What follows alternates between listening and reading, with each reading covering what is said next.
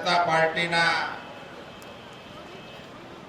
ગુજરાતના વિજયનું નેતૃત્વ જેમણે કર્યું અને ગુજરાતની જનતાએ દેશની રાજનીતિમાં વિકાસની રાજનીતિનો વટ પાડ્યો એવા ઉમેદવારને જેમણે જીતાડ્યા એવી વટવાળી વસ્તીને અભિનંદન આપવા માટેની આ સભામાં વિરાજમાન અમારા પક્ષના માનનીય પ્રમુખ શ્રી રણછોડભાઈ, લાડીલા મેયર શ્રી આસિફભાઈ, મુરબ્બી શ્રી ભૂપેન્દ્રસિંહજી, ભાઈ શ્રી કૌશિકભાઈ, મણિનગરના વિધાનસભાની ખેવના જેમણે ખૂબ ખંતથી કરી એવા આસિફભાઈની સાથે ખભે ખભો મિલાવીને આ જવાબદારીને બખૂબી નિભાવનાર ભાઈ શ્રી કમલેશભાઈ, મંચ પર બિરાજમાન બંને સાંસદો કિરીટભાઈ, મુરબ્બી શ્રી હરીનભાઈ, શહેરના માનનીય પ્રમુખશ્રી,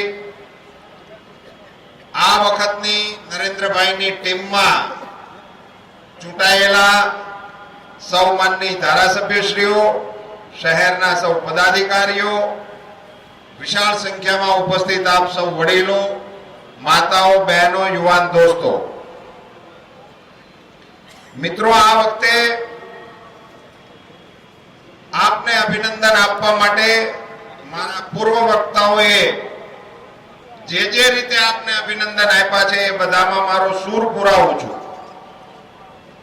પણ હું આપ સૌને ખાસ અભિનંદન આપવા માટે આજે એટલા માટે આવ્યો છું કે સાહેબનું ફોર્મ ભરાણું જે દિવસે ત્યારે પણ હું આ સભાની અંદર આવ્યો હતો અને ત્યારે મેં આપ સૌની પાસેથી રજા માંગી હતી કે નરેન્દ્રભાઈને અમે આખા રાજ્યમાં પ્રવાસ કરવા માટે લઈ જવાના છીએ, એટલે મણિનગર વિધાનસભાના મતદારો અમને એની રજા આપો અને ત્યારે તમે બધાએ ઉદાર દિલે જે રજા આપી હતી એનો આભાર માનવા માટે હું આપની વચ્ચે આવ્યો છું.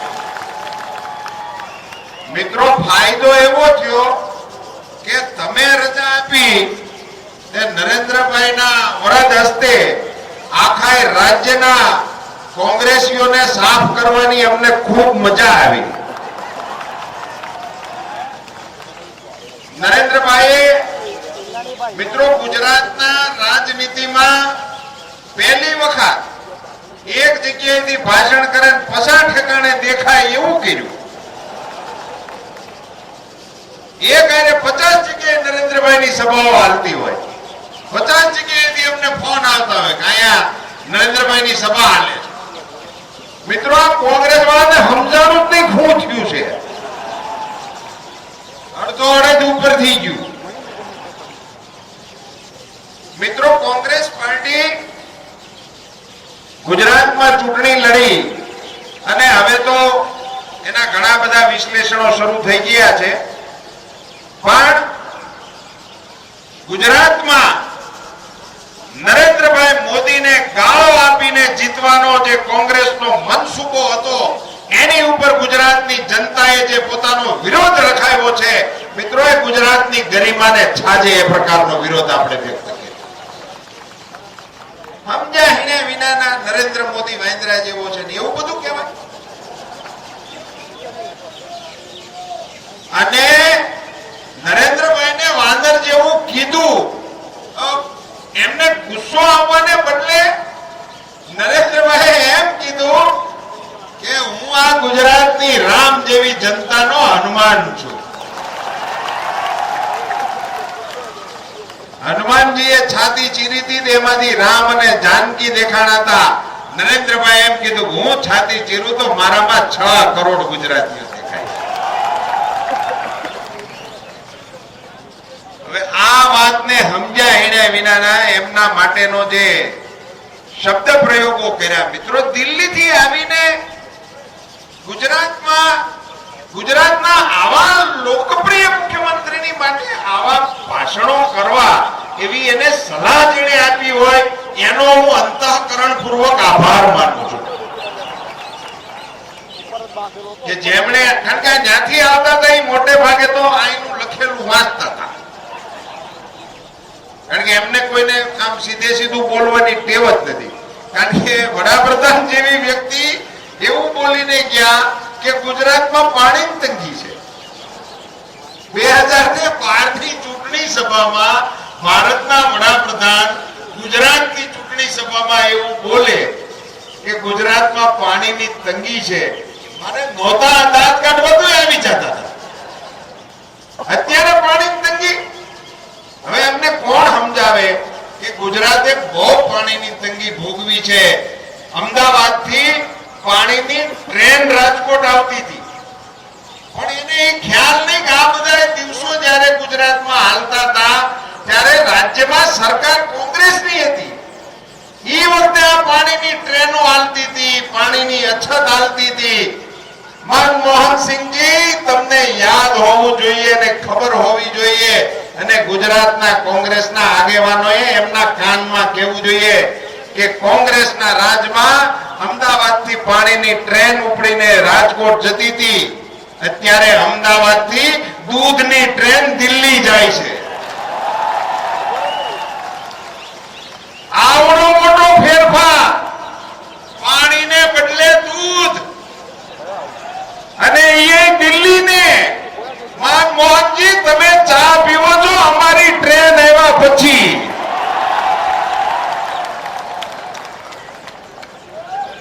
હવે આ કોઈ કીધું નહીં, ઓલું 80 વાળું પાણીની ટ્રેન વાળી ચીઠી કો કે મન લાગે નાખી દીધી છે, નહીતર આમ એ બોલે એવા નથી. પણ હવે ચીઠી કો કે જૂની નાખી દીધી હોય તો એ શું કરે? 80 માં પાણીની ટ્રેન 2012 માં ગુજરાતના નર્મદાના પાણી કચ્છની ગાંધીએ પહોંચ્યા. હું આ ઊંચો હાથ કરીને હાલ્યો જાઉં તોય અંદરથી મને કઈ નડે નહીં, એવડી પાઇપલાઈનો અહીંથી તે કચ્છના સીમાડા સુધી નાખી. હવે એને કોણ સમજાવે કે આ પાણીની તંગી વાળી વાત ન કરાય? અહીંયા આવીને ભાષણ કર્યું કે ગુજરાતમાં લઘુમતીઓ અસલામત છે. તમે દેશના વડાપ્રધાન છો, તમારી પાસે દેશના તમામ રાજ્યોના આંકડા હશે એવું હું માનું છું. તમને ગુજરાતમાં લઘુમતીઓ અસલામત લાગ્યા, જે આંકડાથી તમને લાગ્યા હોય, પણ તમારે વડાપ્રધાન તરીકે અમને સલાહ તો આપવી હતી. ગુજરાતમાં લઘુમતીઓ અસલામત છે, પણ ભારતના કયા રાજ્યમાં સલામત છે એનું સરનામું આપો. ક્યાં સલામત છે? અમે ભલામણ કરીએ ત્યાં રહેવા જવાની. અસલામત છે, આવું વડાપ્રધાનોએ આવું બોલવા? મિત્રો, કોંગ્રેસના નેતાઓ એવું માનતા હતા કે આપણે ગુજરાતની જનતાને સપનાઓ વેચીશું અને ગુજરાતની જનતા આપણને મત આપી દેશે.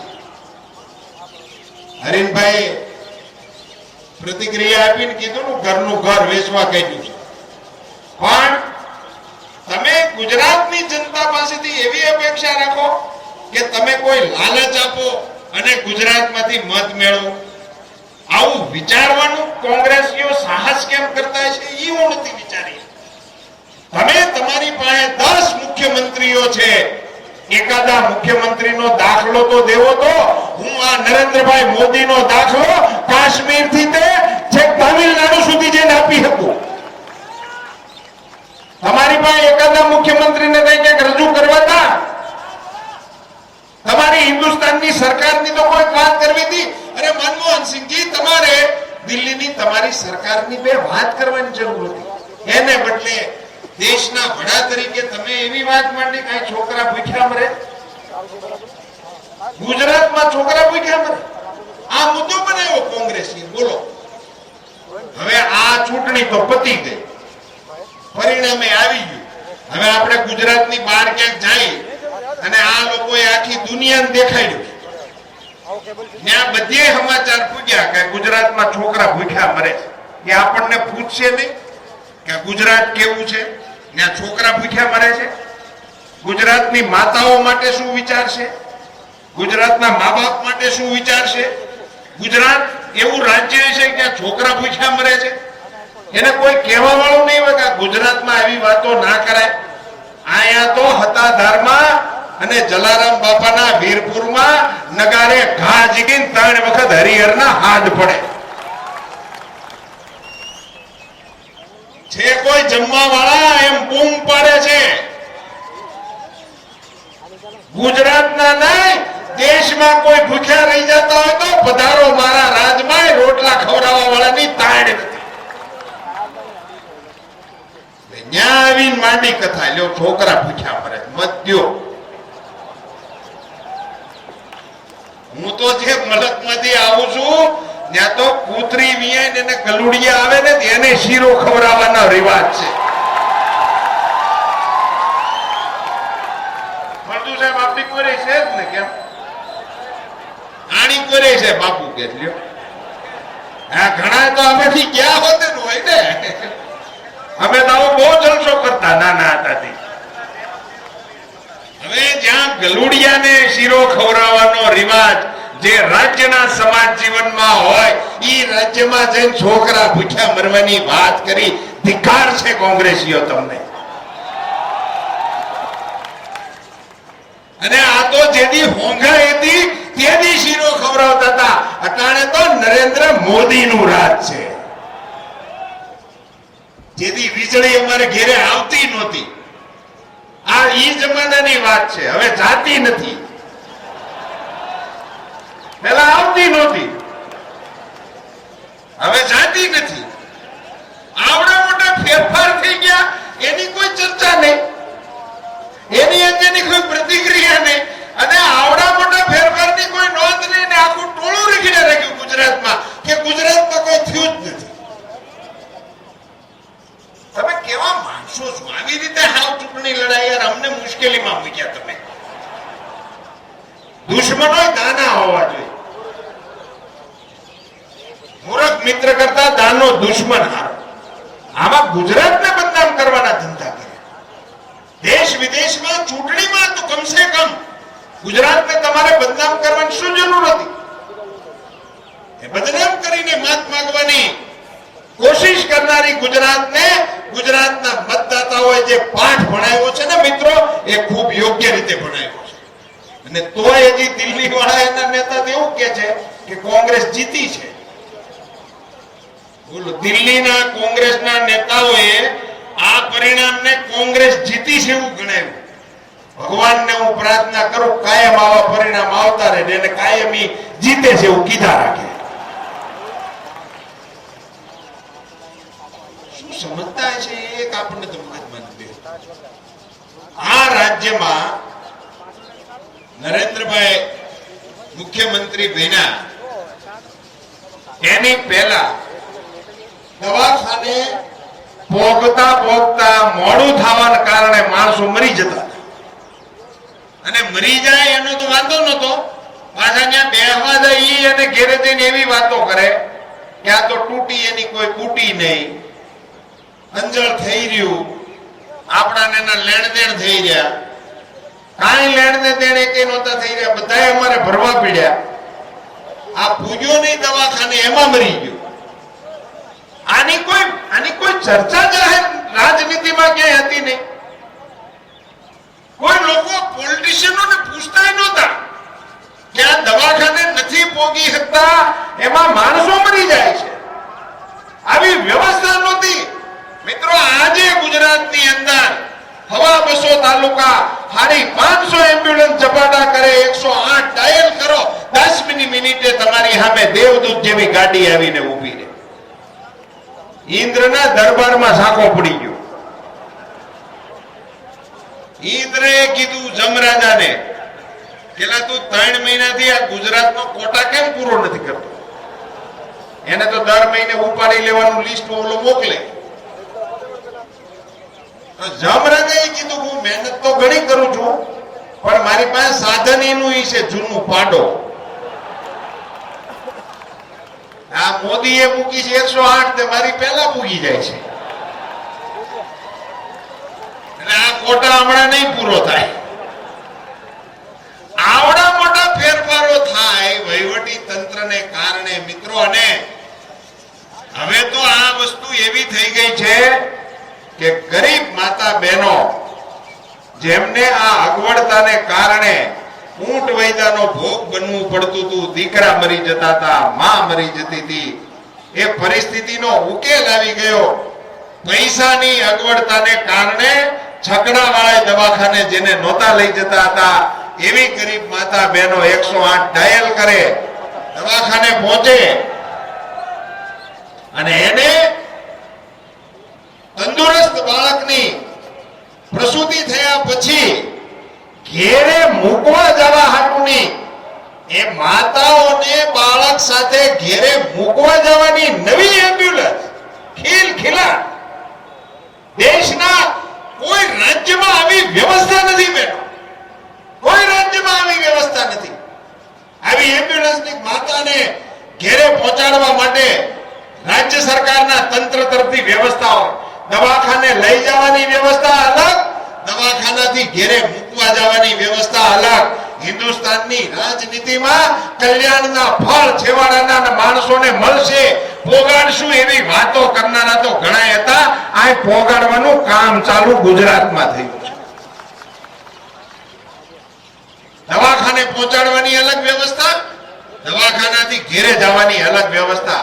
અને ખિલખિલાટ ગાડી ગામમાં આવે, ફળિયામાં આવે, હસતી હસતી આવે. એનું સાયરન આ બીજી ગાડીઓનું પોલીસની ગાડીઓ જેવું નથી. બાળક ખિલખિલાટ હસતો હોય એ પ્રકારનું સાયરન વગાડતી વગાડતી આવે એટલે ઉપાધિ ન થાય. ઉલટાનું વિસ્તારમાં ખબર પડે કે આપણી દીકરી, આપણા વહુ આ દવાખાને ગયા હતા, એ સુખરૂપ ઘેરે પહોંચી ગયા, હાલો પતાહા ખાવા જવાય. આવી વ્યવસ્થાઓ આ રાજ્યની અંદર થાય. અને મિત્રો, નરેન્દ્રભાઈ ચૂંટણીમાં ઢંઢેરામાં, આખા ઢંઢેરાની મારે વાત આ સભામાં કરવાની જરૂર નહીં, પણ નરેન્દ્રભાઈએ એક વાયદો કર્યો કે હું આ વખતે 6 કરોડનો વીમો ઉતારવાનો. 6 કરોડ ગુજરાતીઓનો વીમો. મિત્રો, હિન્દુસ્તાનની કોઈ સરકારોને, કોઈ રાજ્યની સરકારોને આવો વિચાર સુધા નથી. નરેન્દ્રભાઈ એમ કહેતા કે આ 6 કરોડ કુટુંબીજનો એ મારો પરિવાર છે, મારો કોઈ બીજો પરિવાર છે નહીં. એની વાત એ સાચી છે. એમને કઈ આગળ પાછળની કઈ વળગણ નથી. તમને બધાને તો ખબર હોય, તમારા વિસ્તારમાં છું, બીજા વિસ્તારમાં હું એનું વર્ણન કરું છું, અહીંયા તમારે ન કરે, તમારા ધારાસભ્ય છે. મેં એક વખત નરેન્દ્રભાઈ ફોન કર્યો રાતે 11:30, અઘરું કામ હશે એટલે કર્યો હોય, નહીં હું તો સાહેબને ઓછા ફોન કરું. વાત થઈ ગયા પછી મને ખબર પડી કે સાહેબ ઓફિસમાં છે, ઓલા નંબરને કારણે. મેં કીધું સાહેબ 11:30 થયા, અત્યારે ઓફિસમાં શું કરો છો? મને કહેવાય 2-3 ફાઇલો છે, જોઈન પછી જઈશ. મેં કીધું ભલે 2-3 પડી વધાવી લ્યો, 11:30 થયા. તમને કોઈ મિસ કોલ કરે એવું નથી, પણ બીજાના પુંગળ હલવાના હોય. આવી સગવડતા હિન્દુસ્તાનની રાજનીતિમાં મુખ્યમંત્રીને હોય, આવો એક જ મુખ્યમંત્રી છે ભલા માણસ, એને કોઈ ફોન કરે નહીં, કોઈ અગવડતા નહીં. આવી પ્રવૃત્તિ આખો દિવસ સવારના 10:30 થી 11:30 સુધી મારું ગુજરાત, મારા ગુજરાતનો વિકાસ. અને આત્મવિશ્વાસ કેટલો હશે મિત્રો.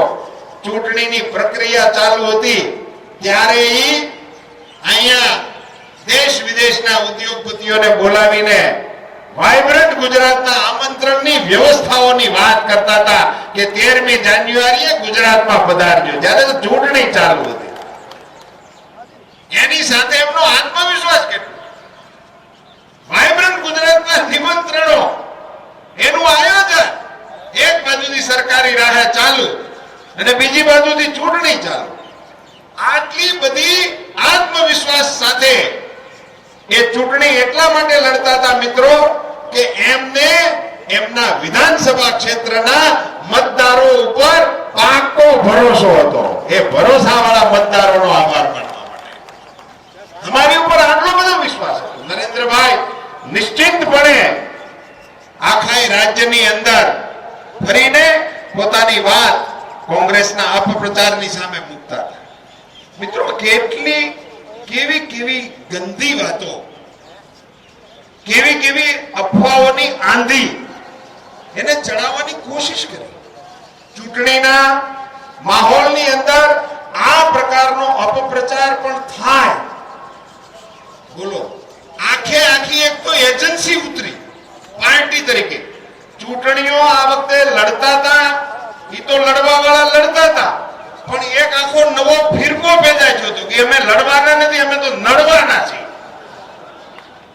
બોલો, આખો એક કાર્યક્રમ ખાલી નડવાનો જ. આવી જ આવી કે નડ્યા, પરિણામ આવ્યા, દડો પીચ ઉપર રહી ગયો, બેટ બાઉન્ડ્રી બહાર ગયો.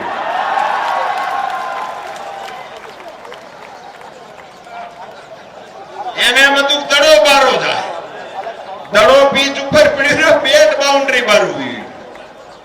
કઈ પ્રકારની પ્રવૃત્તિઓ આ રાજ્યમાં થઈ.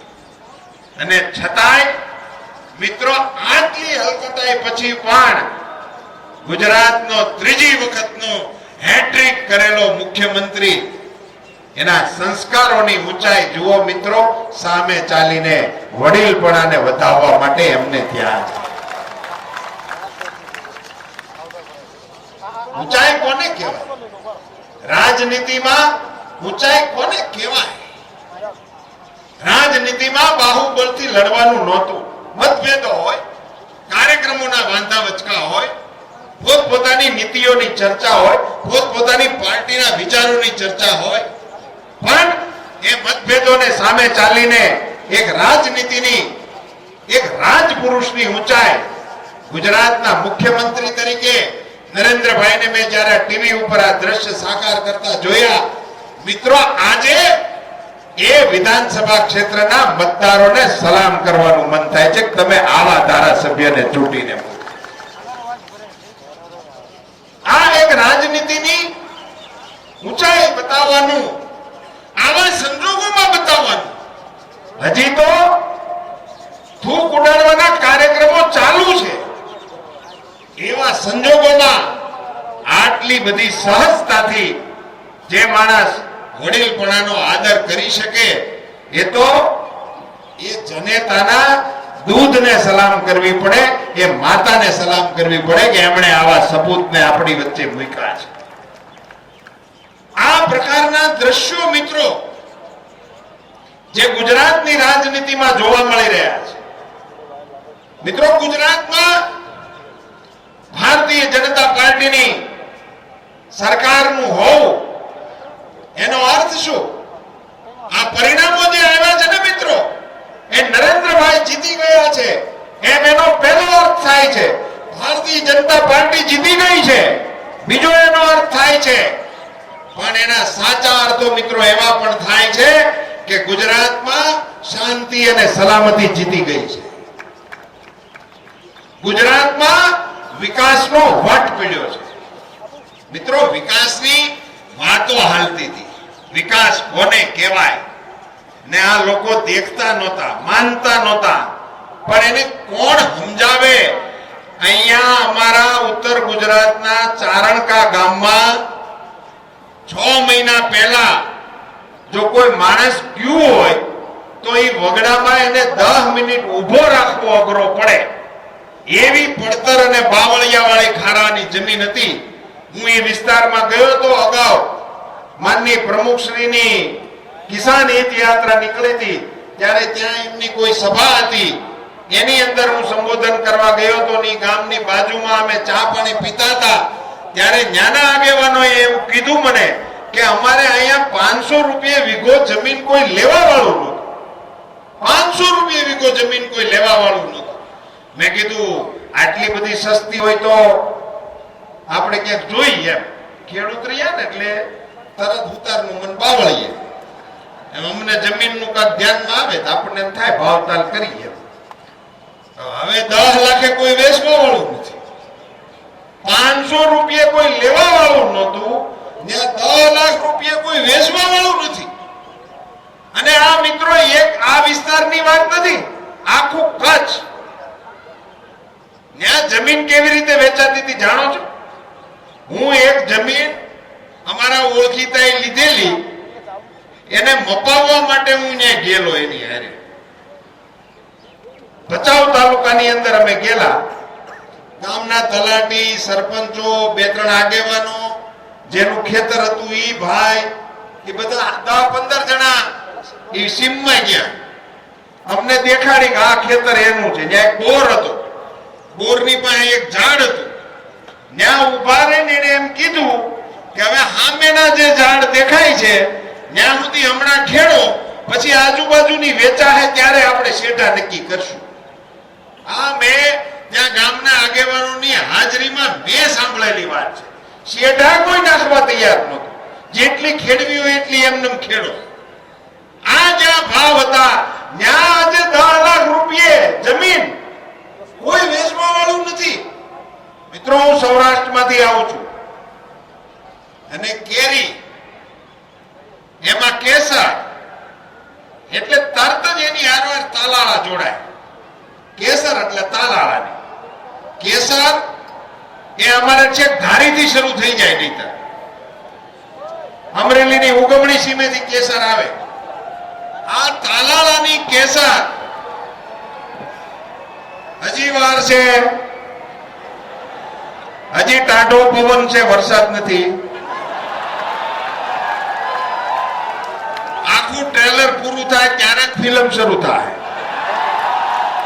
હજી 2-3 રીલ બાકી છે, ત્યાં સુધી તમારે જોવું જ પડશે. ફિક્સ જ છે આ બધું. અમારા કાર્યક્રમો નક્કી જ પાર્ટીએ કરેલા છે. મુજે તમારું ધ્યાન દોરતો તો મિત્રો કે કેસર એ તાલાલાની ગણાતી આજે દુનિયાની માર્કેટમાં તાલાલાની કેસરને ટક્કર મારે એવી કેસર કચ્છની વખણાય છે. કચ્છની કેસર દુનિયાનું માર્કેટ સર કરી દીધું. લંડનની બજારમાં કચ્છની કેરી, કેસર કેરી વખણાય છે. હવે નહીં હારે.